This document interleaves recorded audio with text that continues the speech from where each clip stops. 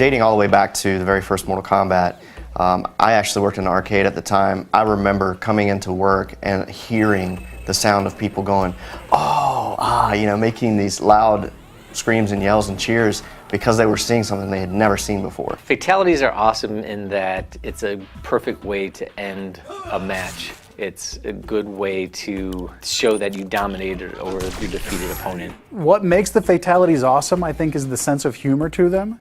And I know it took me a while to get my arms around the mentality of them myself. And it's, you know, they're very graphic and very disturbing and disgusting, but there's an underlying humor to them that you know, certainly is what defines my favorite ones. I think a lot of the casual players, you know, specifically pick up Mortal Kombat, are always looking up, you know, what are the Fatalities, how gruesome they are, you know, even finding out, like unlocking them through the game and stuff like that. Initially, we try and come up with a brainstorming session, kind of get some ideas, or like think about stuff, and then we kind of all get together, kind of bounce ideas off each other a little bit, and kind of formulate one really great idea out of all of us. And from there, we do a couple practices, try to figure out the timing, things like that. We go in the studio, we shoot the actual motion. From there, we take the data, process it, get it into the computer, exaggerate it well beyond whatever we shot so that we get like this really great performance with all the gruesome, brutal things that people come to expect from Mortal Kombat.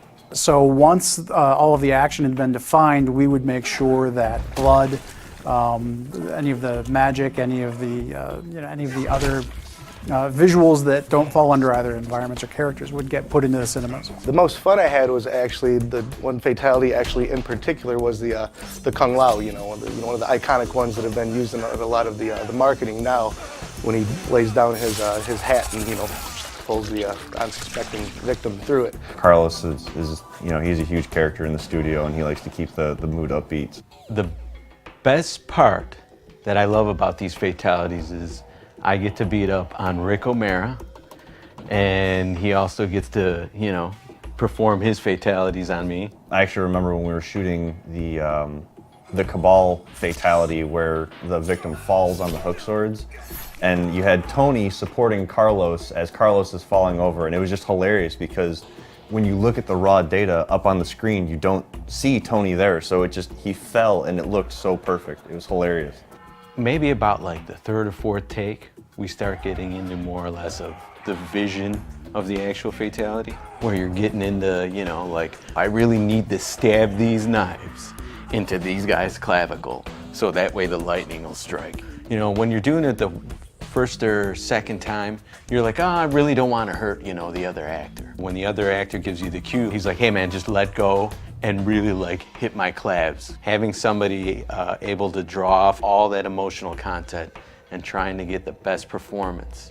My role on Fatalities was to make sure that once everything else was in place, that we had visual effects for the Fatalities. So once all of the action had been defined, we would make sure that blood, any of the magic, any of the visuals that don't fall under either environments or characters would get put into the cinemas. Probably my favorite and most successful effects are the ones where we involve the most sleight of hand. The classic reptile fatality, getting his tongue to work, was one of those real coups. We use basically a beam, just an ability in the engine to draw a mesh from one point to another, basically attaching one end to Reptile's head and one end to the victim's head, and then introducing material-driven noise to that to make it seem as though there's an elastic tongue where really it's just a code-driven mesh that's going from one point to another. Some of the key points that we really try to focus on is to make sure that every fatality fits into the same look and feel as the others. We don't want one or another to kind of feel different. One of the fatalities that gave us a lot of trouble early on was the sector fatality, where all the missiles fly out, and we had